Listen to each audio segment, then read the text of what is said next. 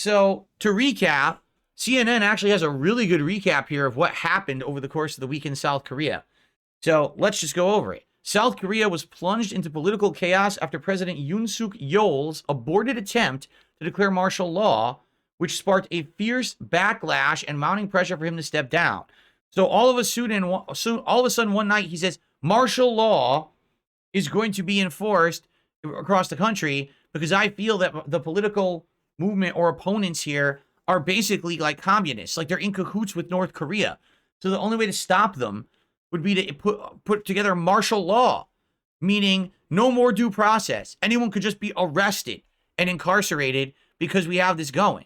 Now, normally martial law would be like if there's an invasion of a country and there's soldiers storming the streets or insurrection or mass invasions or something. Not just on a whim, the president says, oh, by the way, I think that maybe the other party has been infiltrated, so martial law. Like, what? Normally you're like evidence or something, he just says it, and martial law. Holy shit. So what ended up happening was there was no way to overturn it. And that's exactly what happened. Like the other people who were in, I don't know if it was their parliament, they rushed to vote and in an overwhelming landslide vote overturned the martial law right away and then immediately called for the president's impeachment. Okay? 6 opposition parties submitted a bill calling for Yoon's impeachment. The main opposition, Democratic Party, meanwhile, said it had begun formalizing treason charges against the president, as well as the defense and interior ministers. The country's largest union group said members would strike till the president quits, and protesters are echoing the widespread demands for him to resign. Yoon's defense minister, chief of staff, and other top officials have submitted their resignations. So literally everyone turned on the guy. Yoon declared martial law in an extraordinary late-night address on Tuesday, accusing the Democratic Party of sympathizing with North Korea and of anti-state activities. In an overnight showdown, lawmakers forced their way past soldiers into parliament and voted to strike down the decree. Now, sounds to me like the soldiers didn't really have it in their hearts to stop these lawmakers. Because if the soldiers really did, they would have, right? These lawmakers didn't come in with giant guns and swords and chop down the soldiers to go vote. The soldiers must have realized something really awful and unprecedented is kind of happening around us, and we should let these lawmakers go into overturning. So I guess you have to say, in this case, hopefully the soldiers made the right decision. How awful would it be if in a few years' time we actually find out that this guy was right, and actually it is the whole country's now been infiltrated by communists, and now North Korea takes it over? Obviously, that's like a crazy fairy tale, crazy nightmare dream scenario that probably will never happen. But I mean, again, I'm not an expert on South Korean politics. I don't actually know what was going on over there. But that was just absolutely crazy.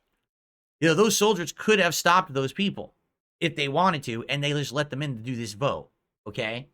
So now, lawmakers are gathering to report an impeachment motion against this president, right? This was this morning, actually, because it's Thursday night. No, this is this morning. 188 lawmakers out of 300 attended the plenary session where they reported the motion to initiate the impeachment. We've all sworn to protect the Constitution.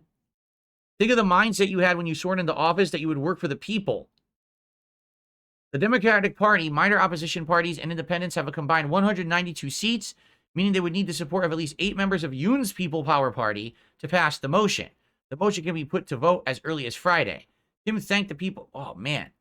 I'm really feeling like a Fiesta salad right now for some reason. I don't know about you guys. But anyway, the motion can be put to vote as early as Friday. Kim thanked the people for confronting the military and helping lawmakers get into the National Assembly building on Tuesday when police and military blocked the gates following Yoon's announcement of martial law. The people have won. We thank deeply. Now it's our turn to protect the people. So this is just pretty insane. What really happened? Is this, I mean, let's be honest. Is this guy nuts? And he's the president? Is he actually crazy? Did he actually believe that North Korean agents had infiltrated the opposition party and was about to take over his government? Is that what he legitimately believed? I don't know, but I mean, you would think if he did martial law, like he must have believed it. What information was this man being fed? It drives me crazy. Like, what on earth?